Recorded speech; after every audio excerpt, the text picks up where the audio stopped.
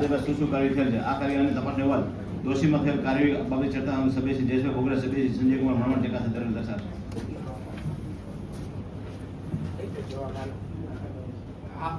હાલ અત્યારે ત્રણ કર્મચારી સામે ખાતાકીય તપાસ ચાલુ છે. એ ખાતાકીય તપાસ પૂર્ણ થઈ જશે એટલે નિયમ અનુસારની આગળની કાર્યવાહી કરવામાં આવશે. જે કંઈ અધિકારી એમાં જેમનો રોલ હોય એમને સસ્પેન્ડ કરવા ત્યાં સુધીની વાત થઈ હતી. પાછું આ બોર્ડ આવી ગયું હજી કંઈ, અને મારી પાસે એવા 18 પુરાવા છે કે જે નીચેના ટેબલ શાખા ડ્રાઈવર એ લોકોએ અવારનવાર લેખિતમાં આપેલું છે કે ભાઈ અમે મૃત પશુઓને આ કચરાના ઢગલામાં નાખીએ છીએ, આમની તાત્કાલિક વ્યવસ્થા કરો. આ 18 એવી લેખિત જે છે ને મારી પાસે છે.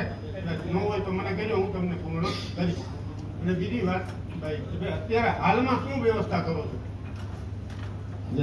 આપણે હાલમાં આપણે જે ખલીપ રોડથી આગળ મજૂર રોડ જતા આપણે આપણી જગ્યા છે ત્યાં જગ્યા આપી છે મંજૂર થયેલી એની આપણે કરી છે ગાયનો. કોણ આપેલી?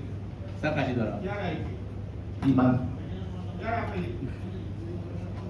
તપાસમાં આપણે જગ્યા લેતા હોઈએ છીએ. અમે ડમ્પિંગ સાઇટ ઉપર જગ્યા ન હોવાથી અમે નિર્ણય કર્યો છે કે જે આપણી પાસે ટીપી મતલબ જે રિઝર્વ આપણને પ્લોટ કપાત દીધેલા છે એમાં આપણે વ્યવસ્થિત રીતે અને એકદમ મતલબ જે કહેવાય કે પવિત્રતાપૂર્વક આપણું કામગીરી થાય એ માટેની કામગીરી આરંભી દીધી છે. હવે કોઈ દાટવાના માટે કોઈ પ્રશ્ન નથી. અને જે કર્મચારીઓ વિરુદ્ધની આપણી વાત હતી, બોર્ડ પત્યાના 3 દિવસમાં એમની પાસે કારણદર્શક ખુલાસો માંગવામાં આવ્યો હતો. એ ખુલાસા પછી એમને થોડો ઘણો સમય આપવો પડે. એ સમય પૂર્ણ થાય એટલે આપણે નિર્ણય કરીએ. પછી એમને બચાવ એટલે આપણે ખુલાસો માન્ય ન રાખ્યો એટલે આપણે એમને નોટિસ આપી એટલે એમને બચાવનામું રજૂ કર્યું. પછી આપણે ખાતાકીય તપાસ શરૂ કરી. ખાતાકીય તપાસ અધિકારીની નિમણૂક કરવાની હોય છે. એ નિમણૂક પણ થઈ ગઈ છે અને હવે ખાતાકીય તપાસ અધિકારી એમનો ખાતાકીય તપાસ પૂરી કરીને અહેવાલ રજૂ કરશે એટલે એમને આપણા જીપીએમસી એક્ટની કલમ 56 હેઠળ જે સજા કરવાની થશે એ સજા કરવામાં આવશે.